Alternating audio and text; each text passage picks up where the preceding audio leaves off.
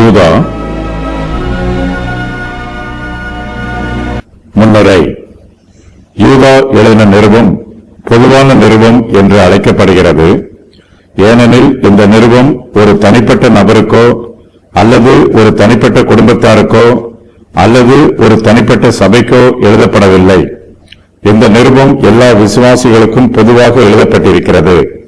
அப்போஸ்தலர் பேதுரு எழுதிய 2வது நிருபத்தில் உள்ள 2வது அதிகாரமும் யூதா எழுதின இந்த நிருபமும் பொதுவான கருத்துடையவை. கள்ளப்போதகர்களுக்கு விரோதமாக இந்த நிருபத்தில் எச்சரித்து சொல்லப்பட்டிருக்கிறது.